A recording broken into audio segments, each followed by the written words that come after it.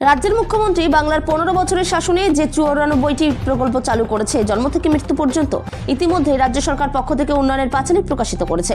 সেই 94টি উন্নয়নমূলক প্রকল্পের পাঁচালী নিয়ে বৃহস্পতিবার দুপুরে কালিয়াগঞ্জ ব্লক তৃণমূল কংগ্রেসের উদ্যোগে রাধিকাপুর অঞ্চলের বিভিন্ন এলাকায় বাড়ি বাড়ি গিয়ে সাধারণ মানুষের কাছে তুলে ধরছে।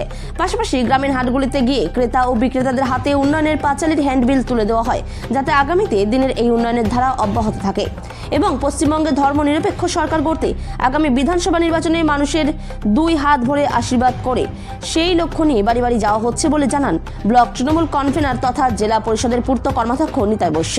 পাশাপাশি এদিন বিকেলে ফরিদপুর হাটখোলায় উন্নয়নের সংকল্প নিয়ে হাটসভার আয়োজন করা হয়। এদিনের উন্নয়নের পাঁচালী কর্মসূচিতে অন্যান্যদের মধ্যে উপস্থিত ছিলেন জেলা পরিষদের নারী ও শিশু কর্মাধ্যক্ষ লতা সরকার, ব্লক যুব সভাপতি সঞ্জয় বর্মন, শহর যুব সভাপতি রাজা ঘোষ, পৌরসভার উপপ্রধান জয়া বর্মন, পঞ্চায়েত সমিতির সহসভাপতি বুলি রায়, শহর মহিলা সভানেত্রী তথা কাউন্সিলর শম্পা কুণ্ডু ও মহিলা সভানেত্রী পঞ্চমী দাস, ব্লক ক্ষেত মজদুর সভাপতি মোহাম্মদ নূর জামাল সহ অন্যান্যরা। কালিয়াগঞ্জ থেকে অনুপ জয়সওয়ালের রিপোর্ট, বিগ নিউজ বাংলা। হাট বাড়ি বাড়ি পথসভার মধ্যে প্রচার চালাচ্ছে কেন এই ধরনের কর্মসূচি নেওয়া হয়েছে?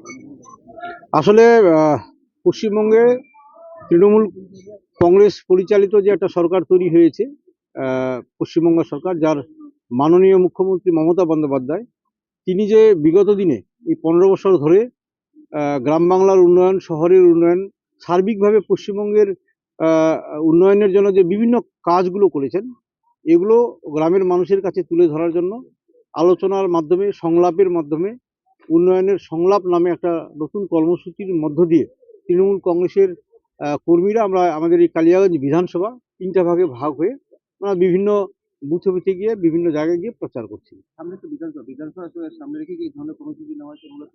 না, বিধানসভা তো একটা বড় ফ্যাক্টর আছে আমাদের, কারণ বিধানসভায় যে কোনো রাজনৈতিক দল 365 দিনে যখন আমরা তৃণমূল কংগ্রেস হিসেবে কাজ করছি, তাহলে আমাদের বিভিন্ন নির্বাচনে সেটা বেনিফিট নেওয়া আমাদের নৈতিক অধিকার থাকে। সে জায়গা থেকে তৃণমূল কংগ্রেসের যারা আমরা কর্মীরা রয়েছি, সামনের নির্বাচনকে লক্ষ্য করে তৃণমূল কংগ্রেসের দ্বারা যেহেতু একটা সরকার তৈরি হয়েছে, তো সে জায়গা থেকে বিগত দিনে, অর্থাৎ তৃণমূল কংগ্রেসের 2011 সালের সরকার তৈরি হওয়ার আগে বাম জামানায় বা কংগ্রেসের জামানায় যে একটা সরকার চলছিল, সেই সরকারের যে অনুন্নয়ন ছিল, রাস্তাঘাট বেহাল ছিল, গ্রামেগঞ্জের যে কোনো রকম ডেভেলপমেন্ট হয়নি, সামাজিক যে কোনো রকম উন্নয়ন হয়নি, সেগুলোর সাথে আমাদের এই 15 বছরের যে বিভিন্ন রকম উন্নয়নমূলক কাজগুলো হয়েছে, সেগুলো মানুষের সামনে তুলনামূলকভাবে পার্থক্যর আকারে তুলে ধরাই আমাদের মূল কাজ।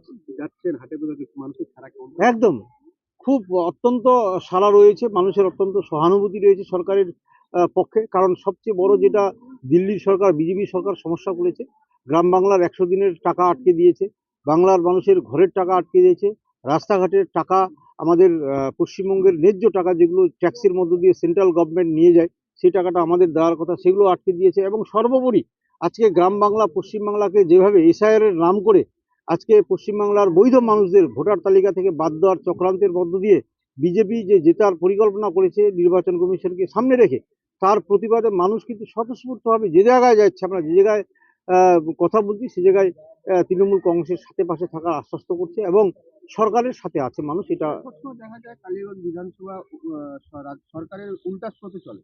এবারও যে বিগত বিধানসভা নির্বাচনেও এখানে বিজেপি প্রার্থী হয়েছে, কি আশা করছেন এবার?